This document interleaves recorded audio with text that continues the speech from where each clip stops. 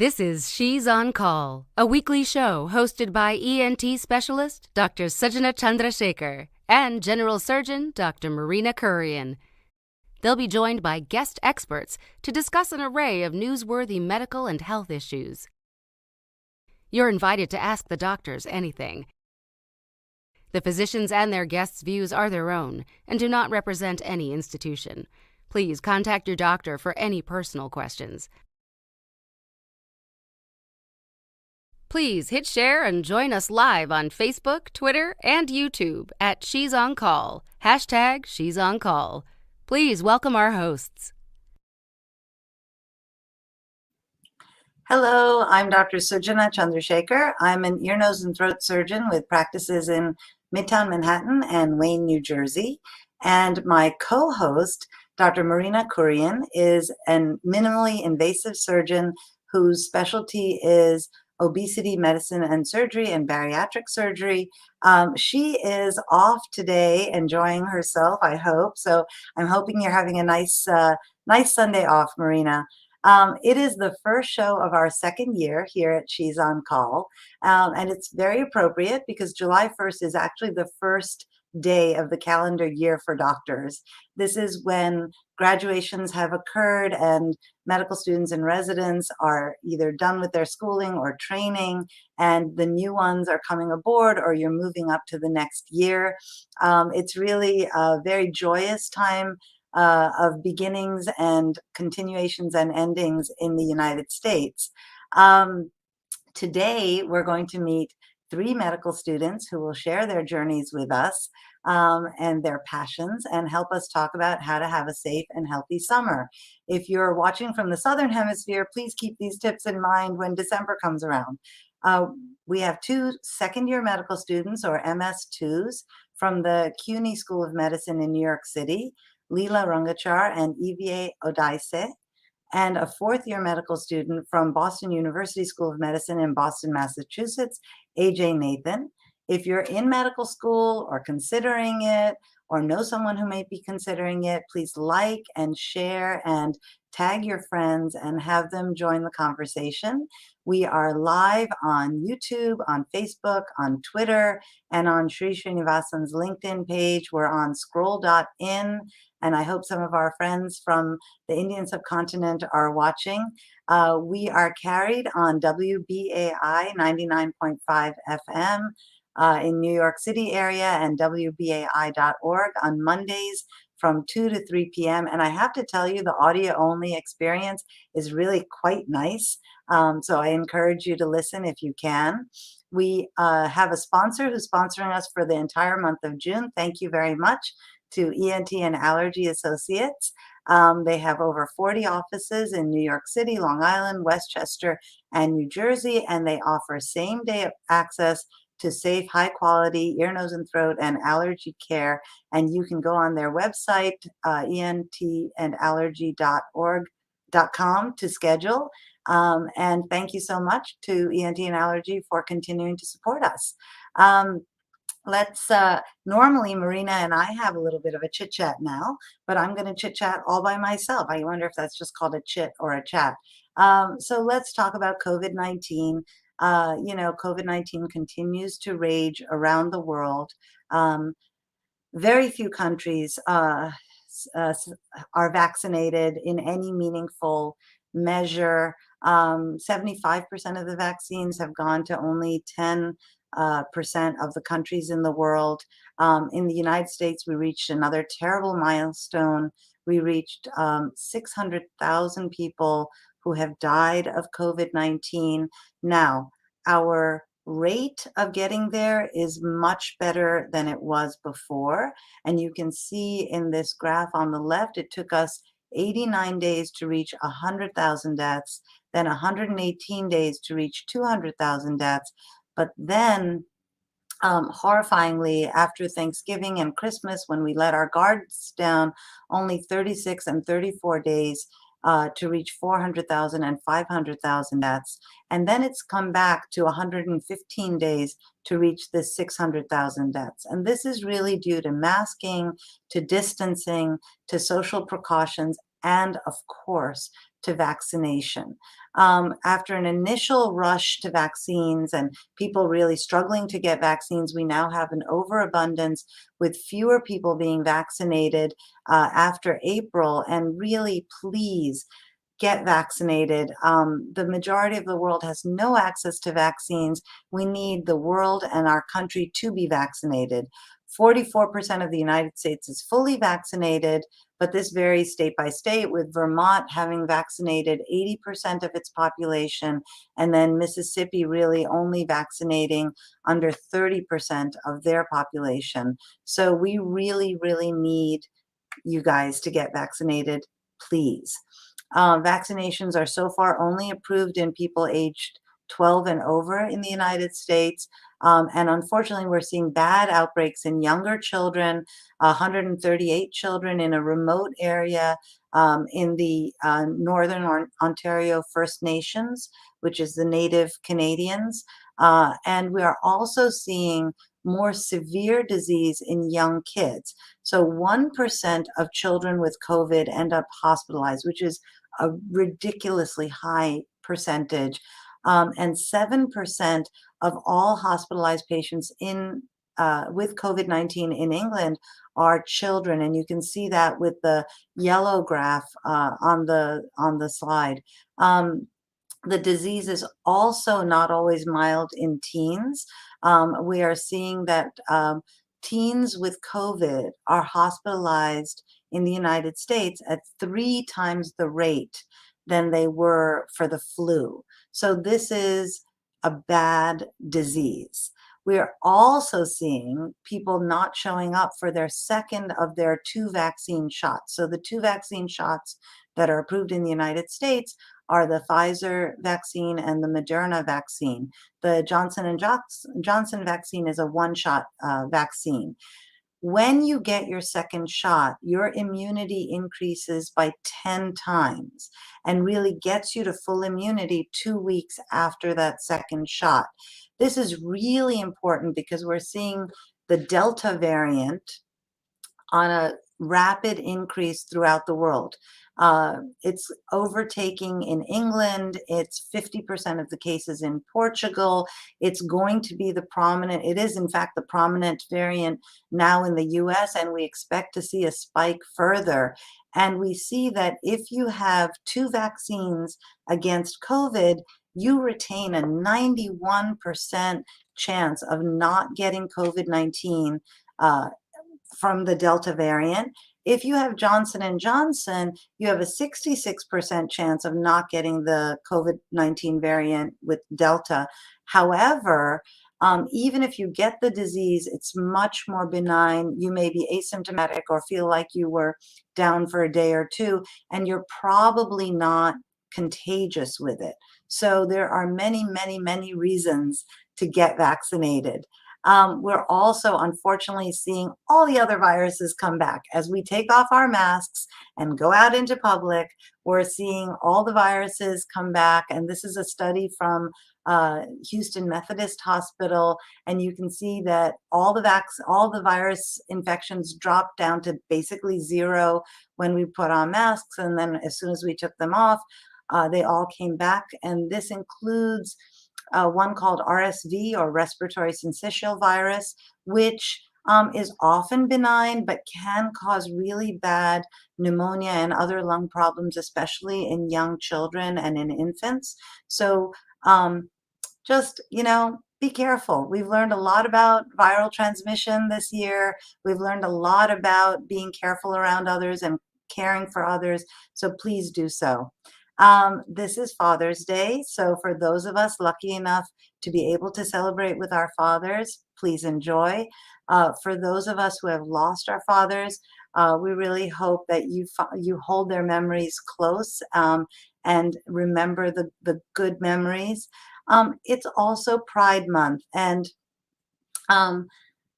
fatherhood and motherhood is complicated in Pride Month. My friend Ray posted an Instagram story about how when he came out, his father immediately disowned him, and Ray had to make the family he needs, and he has.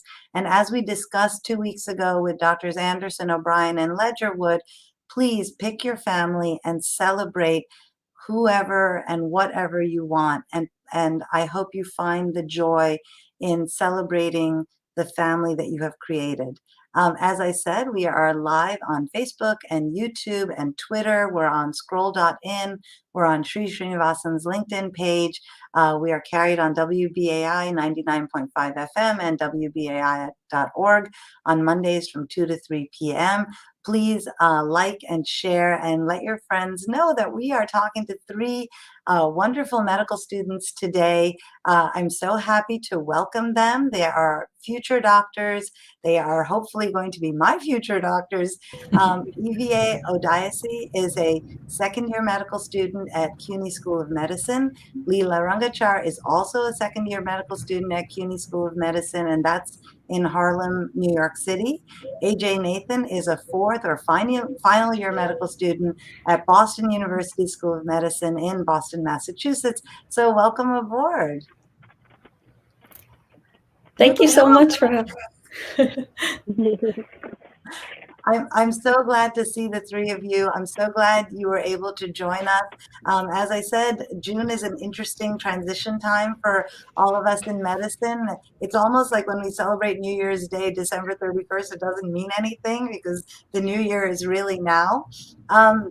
Let's talk about your journeys to where you are. So I will let our viewers know that I went to Cuny School of Medicine when it was called the Sophie Davis School of Biomedical Education at City College in New York.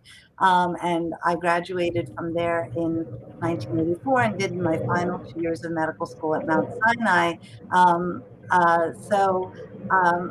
That has morphed into having its own medical school, and rather than farming out their students at the end of what would be their second year preclinical year of medical school, they keep everyone together. So EVA, you are in that combined program. Can you talk to us about how you made the decision as a high school student that medicine was for you, and how you went about making the decision to go to Cuny? Yes, of course. So in high school, I did a lot of internships to kind of understand what I wanted to do for the rest of my life. I did one internship my junior year at Bronx Westchester. They're partner with Toro College, and they exposed us to just so many different aspects of medicine. I was extremely fascinated. I couldn't stop talking about it. I loved everything I was learning, even though I didn't understand much of it. I still was fascinated by just everything. And it was after doing that internship, it was 2 months, and I realized I really, really, really, really like it. So once I decided, okay, if I wanted to do medicine, I looked up the traditional path, taking the MCAT, applying to medical school. And one day while I was reading the newspaper, I saw Sophie Davis BSMD program. And I was like, whoa, what's that? And I started researching a little bit more about that. And I realized that because I decided I really wanted to do this path, being able to do it with help and assistance and having a structured, guided way to do it just made sense to me. So after reading the newspaper, I started researching a little bit more about this program and the mission, helping the underserved community, and realized it speaks to what I want to do when I become a physician. So I then decided I'm going to apply to a ton of BSMD programs. And when I got into Sophie, I was very excited. I'm excited and happy because the mission of the program really resonated with what I wanted to do. That's fantastic. Leela, you're in the same program. Can you talk to the mission of the program and your decision? You know, when we make our decisions so young, do you ever regret it? Or did you find that during COVID, your ideas about becoming a doctor changed? So the mission of Sophie Davis, EVA spoke about it a little bit, is to produce physicians to serve in the underserved communities and to increase the diversity of the medical field. And I think I actually have quite the opposite of regrets. 17 is a really early age to commit to medicine. So I did take a bit of a risk there, but in the past 4 years, and especially in this past year with the pandemic, I've only grown to love science and medicine more and more. I think the pandemic really exposed a lot of the health disparities, and that further cemented my interest in bringing healthcare to underserved communities and allow people to have an equal chance for optimal health. So I think it definitely, I didn't have any regrets. And in the past year, I also got to learn, and we're in our first year of medical school. So our school goes organ system by organ system. And we've gone through about 6 organ systems, and each one I was just super interested in. So I definitely didn't have any regrets, but. That's wonderful. You know, lots of medical students shared your lack of regret, you know, so you know, in the beginning, people were like, wait a minute, we didn't sign up for a death sentence, right? Because COVID felt like a death sentence. You know, we talked on this show about how we all, you know, sort of essentially took a Silkwood shower and stripped before we communicated with our families. You know, I had older in-laws living with me, and you know, I love them, but I didn't touch them too much because we weren't quite sure how things happened. But when they surveyed medical students overall, most of them felt that their desire to become doctors was in fact cemented during this process. So I think, world, that we are in for the greatest group of doctors ever who are going to be taking care of us in the future. AJ, your path to medical school was a little different, right? So I think you knew a little later than EVA and Leela. And can you talk to us about how you went forward to medical school? Yeah, of course. EVA. Yeah, of course. So I took the traditional path. I went to undergrad at UC San Diego. Do you know where the connection to what route is? My connection keeps going in and out. Yeah, so I took a little bit more of a traditional path. I didn't know what I really wanted to do going into college. I was an undeclared major. I was just trying to figure it out. I wasn't really thinking about medicine for a really long time until I found out what medicine was actually like, and that was through shadowing opportunities and really seeing what the field was like, what doctors actually do. It's different from TV. It's different from what you would think or imagine. And so I think after that first shadowing opportunity, I was like hooked to applying, and from there I kind of tailored my journey to towards going into medicine. But it still was a little bit of a longer journey after that. I applied 3 times to medical school and only got in on the very last time. And I think that's becoming, unfortunately or fortunately, a very common trend. It's getting harder and harder to get into medical school. So there's many different paths to medical school. And I can go on about all the things I did in between, but yeah. So, you know, I think that shows if there's a word that I can say about physicians in general, it's perseverance, right? We persevere and we want to figure out the answer to the question, and we want to get our patients the best care that they can get. On the way, we look at different types of majors in college, right? So we have, of course, 50% of people choose biology. In fact, 60% choose biology or other sciences. But we have people come to medical school from different backgrounds, from arts, from health, from engineering, from a variety of backgrounds. And I think we look for smart people who can bring a global experience, a different experience. But you did talk, AJ, about the difficulty of getting into medical school. We have a little graph that shows that it is, in fact, really hard to get into medical school. This year, let's see, about 53,000 people applied to medical school, and 22,000 matriculated or are about to start medical school. So only about 40% of applicants make it. And you did talk about the fact that sometimes it's try and try again, and sometimes it's try and try and try again. So how did you do that? What did you do to convince a terrific medical school like Boston University Medical School that you were the guy? Yeah, so I think the first time I applied, it was straight in my senior year of college. I was pretty sure for myself that I wanted to do medicine, but I don't know if, looking back in hindsight, I had the best story as to why I wanted to do medicine. So going from there, my first year applying, I did not get any interviews at all. And so I really took a step back and thought, like, what could I do this next year that would be different, which would actually get me more clinical experience for me to also figure out if this is really what I wanted to do.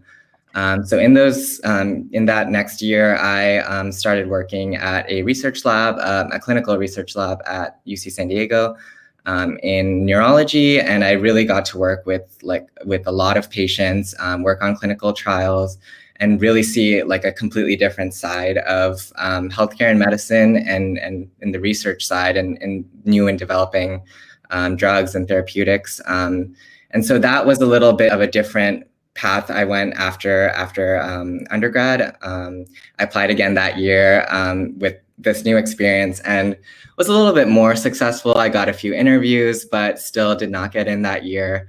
And then I took, again, another step back and thought, is this really what I am meant to do? It's been 2 years now that I haven't gotten in. What else can I do?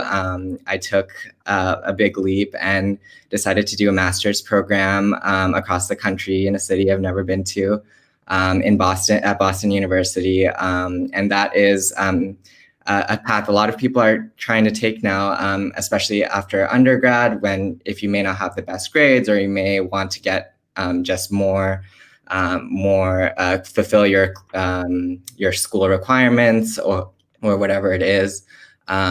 So my program was a master's in medical sciences. And so that was really, it was a coursework that was equivalent to the first year of medical school.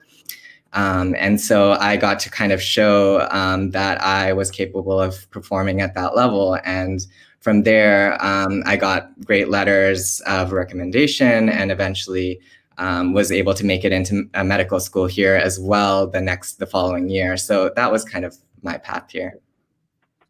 I think that's wonderful. And I think, all three of you have talked about your experiences and your really patience, right? It's patient-centric, right? You want to do something that's going to get you to being able to help people.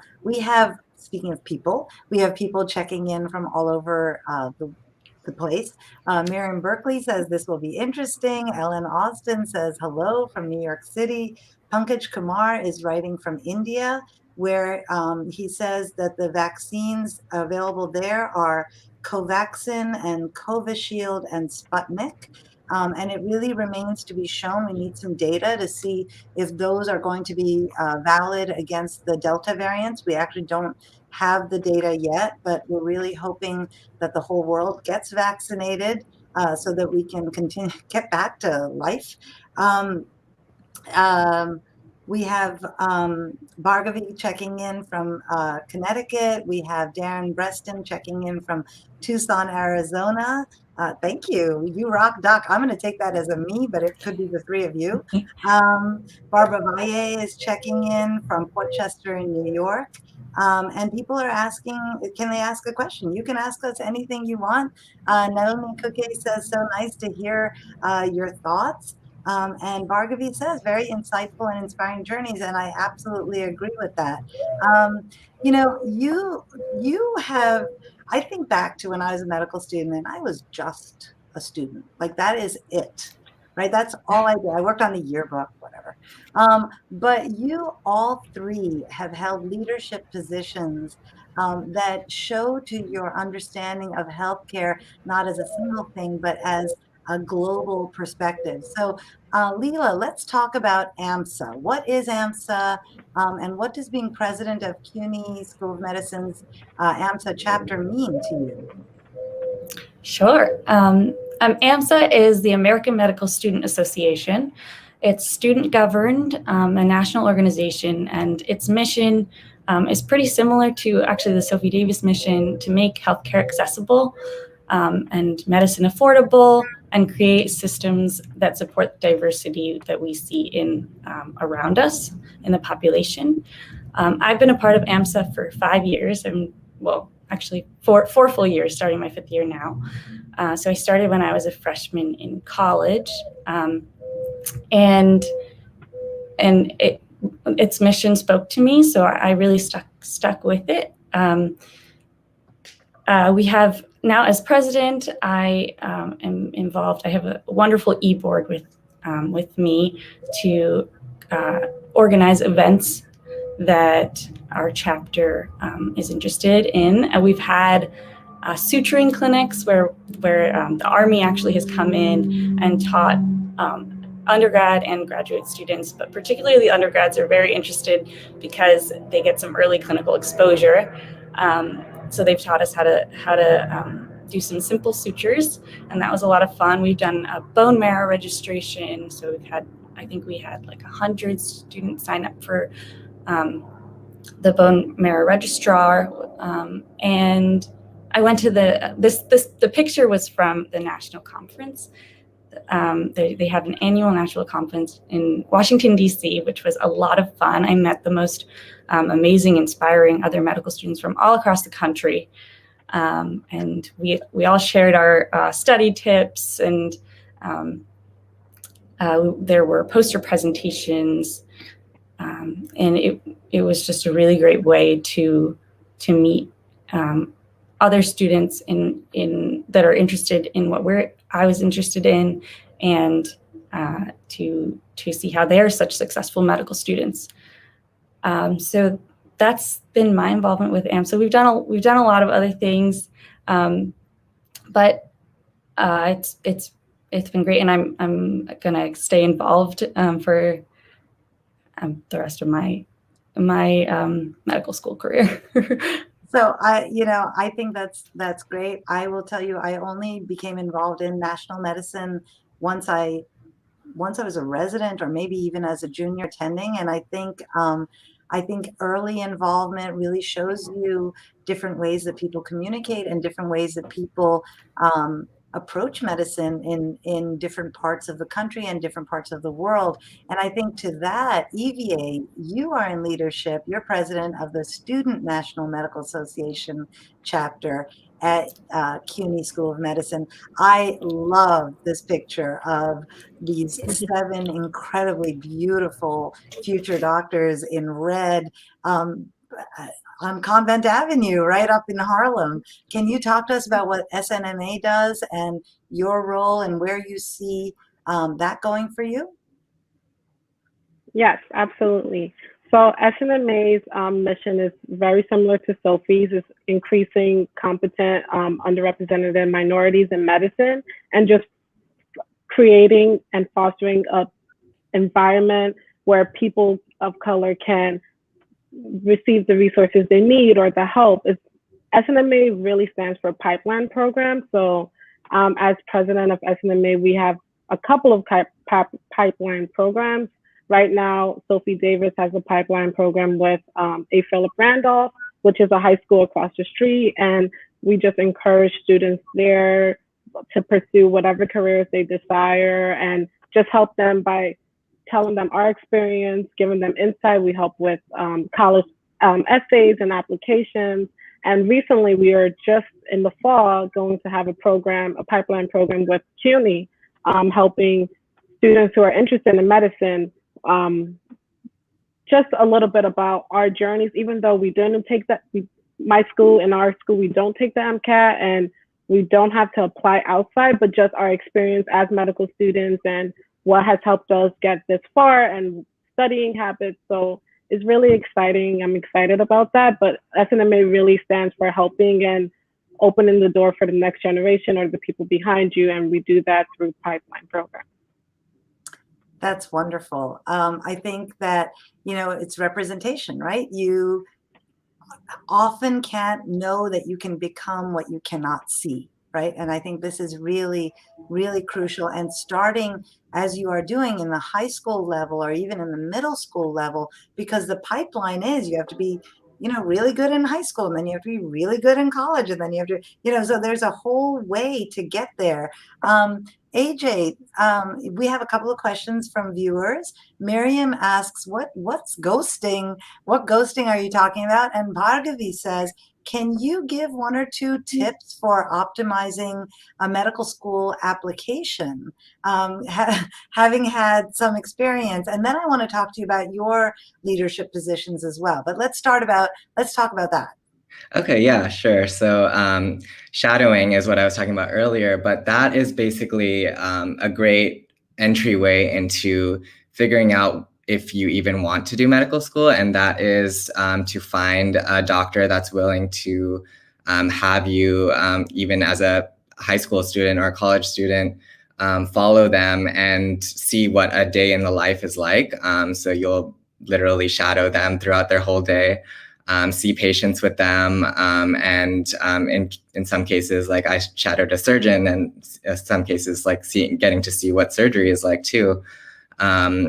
That is really the best way to kind of figure out if you really to start to understand what medicine is actually like. So that's what I was referring to there. As far as the application standpoint, I think really the best way to really like optimize your application is to figure out what your own story is and what your own passions are. And that's easier said than done. I think it's hard to put yourself into one package as to describing, this is why I'm passionate about medicine. This is why I wouldn't be happy doing anything else. And that sort of comes with the experiences that you've done leading up to the point of your application. And you really have to kind of sit down and think about what ties all of those things together, and how can I present myself in the best way to medical schools that really tell my story and my unique experiences and why I deserve a seat at medical school. Thank you. There's a question from Pri Ranjan that says, what are the best course options available in paramedical? So Leela, I'm going to ask you, because at Cuny Med, you have a medical school and you have a PA program. So can you talk to us a bit about the physician assistant program there? Sure. The Sophie Davis program does have a physician assistant program as well. I believe that's 2 years long. So the training is about half of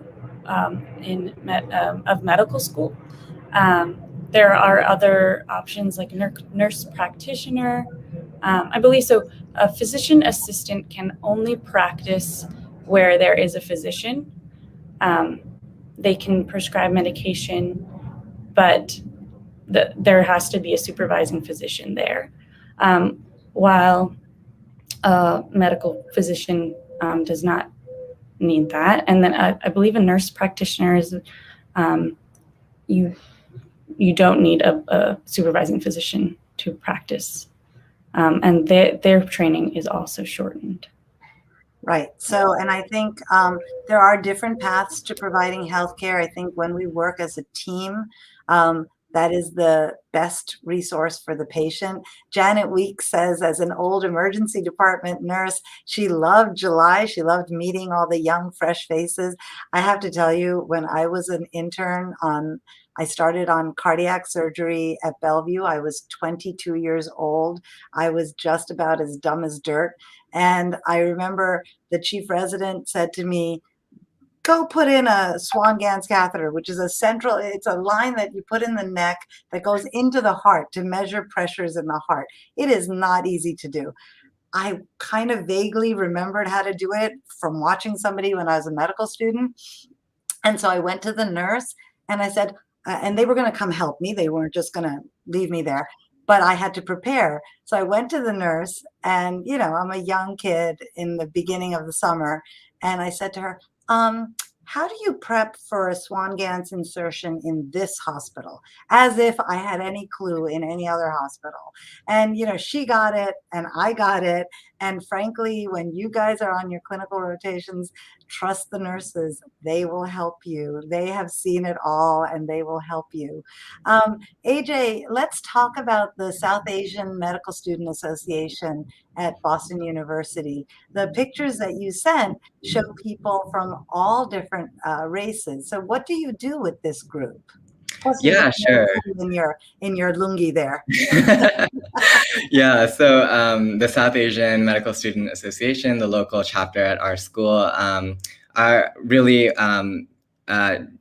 we leave leadership at our school up to individual incoming leaders to kind of decide what they want to do, where they want to take the organization during their year in leadership. And so in my year of leadership there, I really wanted to encourage unity through diversity at our school and really show that really show our unique heritages and how we can all come together and celebrate that. So the pictures that I showed, one of them was from, both of them were from our annual culture show, where we asked students to kind of perform song, dance, or spoken word that really shows their own unique journey of how they got here.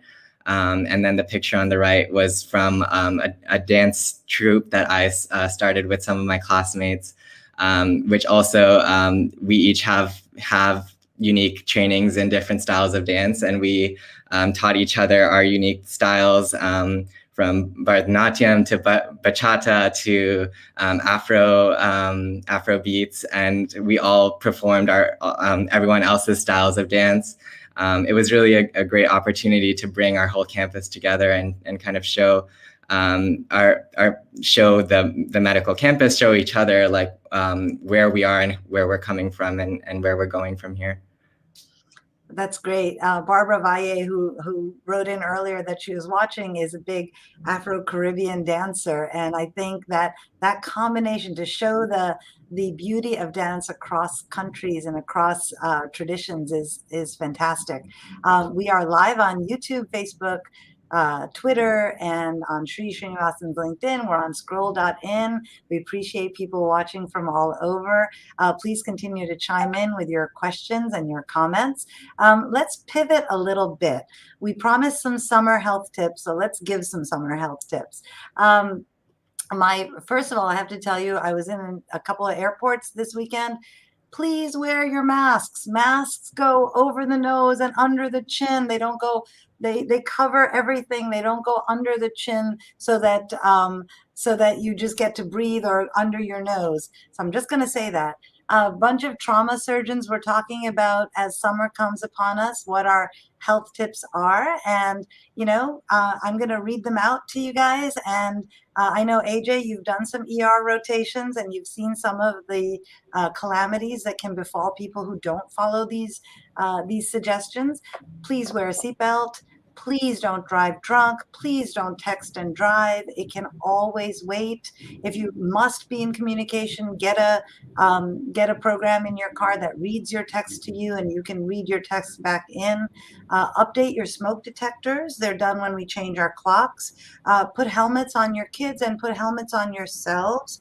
We unfortunately see, awful brain damage and even death from lack of helmets. If the helmet cracks but your head doesn't, that's a win. Don't play with fire, lots of campfires. Don't start forest fires if you're playing with fire. What about the guns? Please put away the guns. The Friday night, Saturday night knife and gun club over the summer, fueled by alcohol, is really terrible. Trampolines, we talked about this a couple of shows ago. They are not a group activity. You can jump around on a trampoline all you want by yourself. Once you put a number of bodies in there, they just become colliding missiles. Be careful if you're driving a four-wheeler or an ATV. Fireworks are really dangerous. So there's a picture of somebody who was doing a project at home. This is not fireworks, and it chopped off all their fingers. And he actually designed a hand, mechanical, that moves. That's very cool, but it's actually better to have your own hands. And I know Ben Chang from the University of Pennsylvania from CHOP talked to us about firework safety over the summer, and just continue to be careful when you're doing projects. If you feel like your gutters need cleaning, let somebody who knows how to do it do it. AJ, any thoughts on this list? So it's really interesting, actually, seeing all of those things, because so I did my pediatric emergency rotation last summer when during kind of the height of COVID, and it was kind of funny because most of the time we were sitting around and wondering where are all the sick kids, and that's because everyone was home and quarantining. We weren't seeing the regular like upper respiratory tract infections that bring children to the emergency room. And instead, we're seeing a lot of more of these kinds of things like accidents. And I really want to emphasize the helmet aspect. I think like many days of the week, we're seeing kids being brought in for evaluation for head injury. And it's really scary because sometimes you don't know what is a serious head injury or not. Honestly, it is the best thing to bring in the child into the emergency room if you're not sure. And just really emphasize, yes, helmets are very easy and very the best way to prevent head injury during these outdoor activities. Thank you. Unfortunately, America is a land of mass shootings, and the Marjorie Stoneman Douglas High School shooting was one such terrible, terrible tragedy in the United States. The father of one of the children who was killed, Fred Gutenberg, his daughter was Jamie. He is actually starting a Dads for Gun Safety initiative this Father's Day to really talk about the harm that guns, either loaded incorrectly, stored incorrectly, or used incorrectly can do. So gun safety is something we will never stop talking about on this show.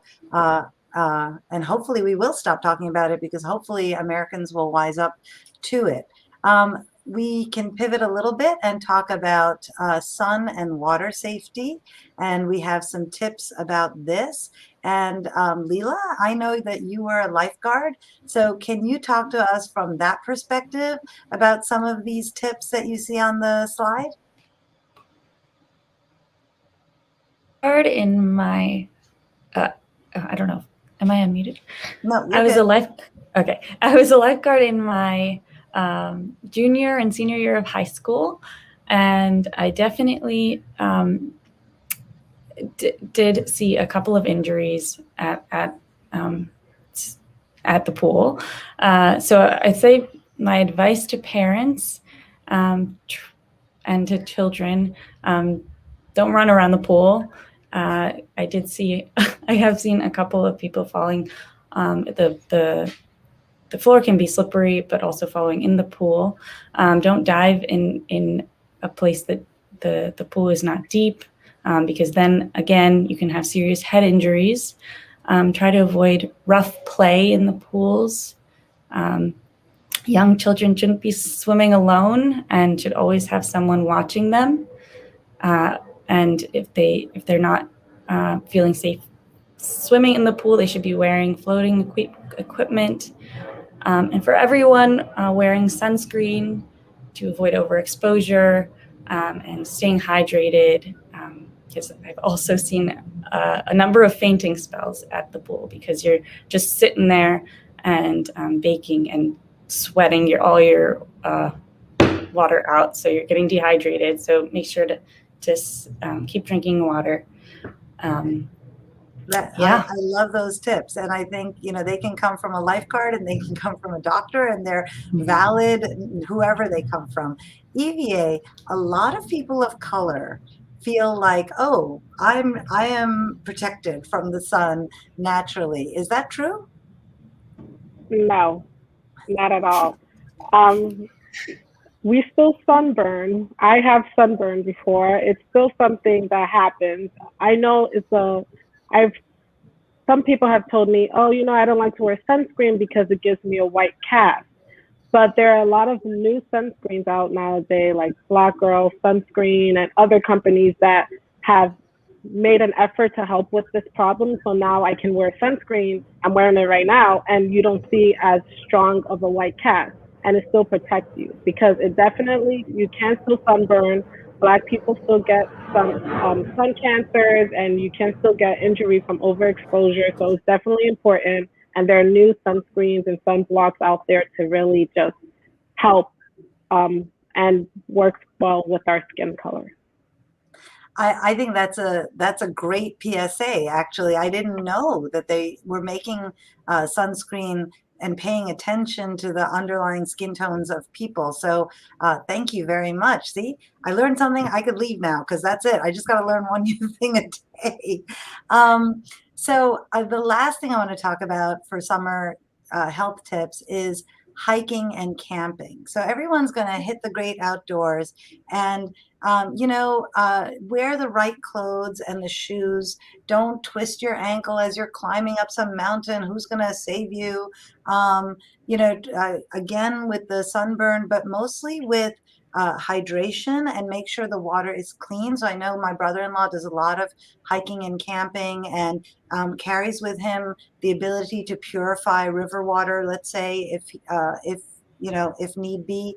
Like I said, don't start forest fires. We're seeing a lot of heat and dry weather. Palm Desert, California was 118 degrees a couple of days ago. So we are seeing the kindling ready for forest fires. So if you happen to start a fire, please put it out completely before you leave. Use insect repellent. Check for ticks if you're in a Lyme endemic area. And so you see on this graphic, you see somebody with an engorged tick that's being pulled out with a pair of tweezers. That gives you this bullseye rash. We had a guest, Lash Nolan, who is at Harvard Medical School. And she wrote a paper in the New England Journal of Medicine called "Medicine is Missing the Bullseye." And she was talking about, she was using a pun on bullseye because the bullseye rash is the sort of common tick-related Lyme rash. But in African-American skin, it can be much harder to see. So, be cognizant that maybe the doctor won't know to look. So you really want to point out that I was in a tick area, and I think I pulled them all off, but I'm not sure about this discoloration of my skin, no matter what your skin color is. And then we did have on that graphic a little snapshot of the difference between poison ivy, poison oak, and sumac. And these are contact allergies that can occur.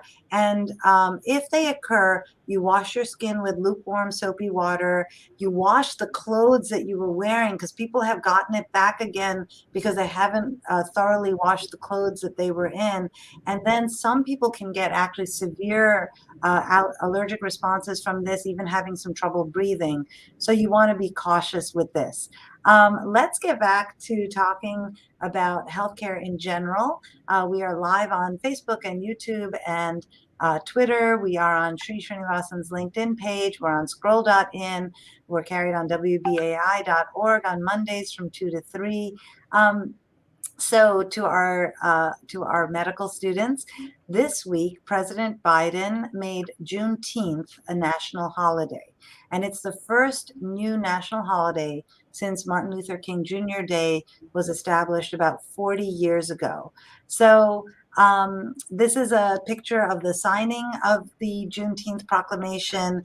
And I have to tell you, if you guys have not heard about Miss Opal Lee, she's the older woman in white in the slide. She is a 94-year-old freedom fighter who has campaigned incessantly for decades to make this a national holiday. Her story is incredible. Her statements are incredible. She's one of my heroes. So EVA, can we talk about what is Juneteenth and what does that have to do with being a doctor? Sure. So I recently found, a couple of years ago, I found out about Juneteenth because it's not taught in schools. It's not something that, until someone had told me about it, I had no idea it even existed. But it's when the news finally got back to Texas about the end of slavery and slaves were set free. And I do think it is important, and I'm happy that President Biden made it a holiday. I do think more steps need to be made. For instance, teaching it in schools and just the awareness of it. And I think it's important as physicians too, because it's just a part of some disparities or inequities or systemic racism or just a bunch of different things it leads up to. And having this and being able to talk about this in an open conversation and talking about, okay, this is what has happened and how we can move forward is the only way we can move forward and better treat our patients and better treat people around us too. Yeah, and I think this is where physicians talk about social determinants of healthcare. We touched upon it a little bit earlier because all three of you are passionate about this, but social determinants of health are not just whether you're vaccinated or not, or you got sick or not, but all of these other things, social, economic instability, whether you have a community that you can depend on, what kind of neighborhood environment you live in, whether you have access to healthcare, whether you have access to education. So AJ, I think you guys started a program to really incorporate the concept of anti-racism and of understanding social determinants of health at Boston University School of Medicine. Can you talk to us about this? Yeah, sure. So this was a pretty big undertaking at our school that was entirely student-driven. But a lot of us recognized that the way we were being taught about race in medical school wasn't really lining up with what we knew race actually was and how we knew race is known to affect health and social determinants of health. And so what we got together to do was to really identify how we were being taught about race, whether it was through our curricula, whether it was on the wards, and really and see how we can integrate it across our all four years of medical education to say, what do we want a graduating physician to know about race and racism and how it impacts health? And so this is super important for many reasons. And one is as simple as recognizing that and recognizing and naming racism and its effects on health. And others is like to really to get rid of the kind of extra burden that there is on trainees of underrepresented minorities who are coming into medicine. And that extra burden that they experience with a curriculum that is additionally teaching or continuing to propagate racist ideas really adds to that burden and really and a lot of times discourages people of underrepresented minorities to to join the field. You know, I think that's a really important statement. So when we look at our medical school classes in the United States compared to our population, we see that about 60% of our population is white and about 60% of our medical school classes are white. We see that a much less percentage, 8 or 9%, are Asian, but in fact about 15% of our medical school classes are Asian. But then if you look at Hispanic or Latinx, if you look at African American, and if you look at Native American and Native Alaskan or American Indian, you can see that they make up 18%, 13%, and 0.7% of our population, but only 7%, 7%, and 0.3% of our medical students. And you can't even see the Native American graph line because it's in gray and it's way at the bottom. So this is a real concern because we take care of all patients and hopefully we all take care of them with respect and dignity. And I think what you're saying about the added burden of being a much more minority than you should be in medical school is really important. I think Student National Medical Association addresses this. I think the outreaches that you all three have talked about addresses this. Can we talk about Walk with a Future Doc? What do you think that does, Leela? How has that, what is it and how has that impacted? So Walk with the Future Doc is actually one of my favorite organizations I'm a part of. It's a branch off of a larger national organization, Walk with the Doc, which was started by a cardiologist, Dr. David Sabger from Ohio, and he found that as much as he counseled his patients in changing their lifestyle, exercising, eating a better diet, they weren't actually going out and doing the exercise, and their conditions were not improving. So instead of just lecturing, he decided to demonstrate the importance of walking, and he started a walk one Saturday. He went into the park and told his patients, told community members, come and walk with me. And the first walk turned out to be quite a success, with over 100 people in the community walking, and he made it a more regular event, and then created this organization. And now there are over 500 chapters around the world, all led by physicians in an effort to encourage healthy physical activity by providing a safe and opportunity for those in the community to walk and talk with a physician. So they can ask him questions, and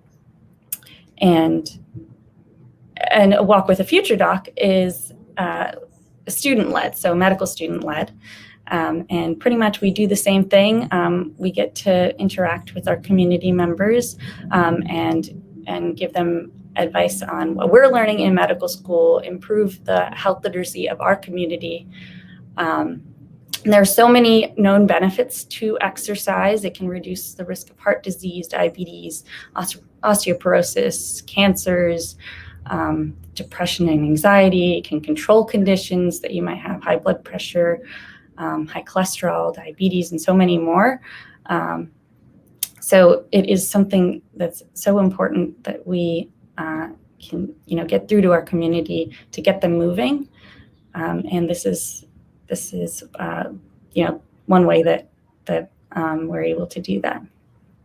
I love it. I love the outreach all three of you are doing, and you are just representative of this group of medical students. I'm really impressed. I meet medical students from many medical schools, and I think that your understanding of society and the need for cohesiveness and better representation is really remarkable.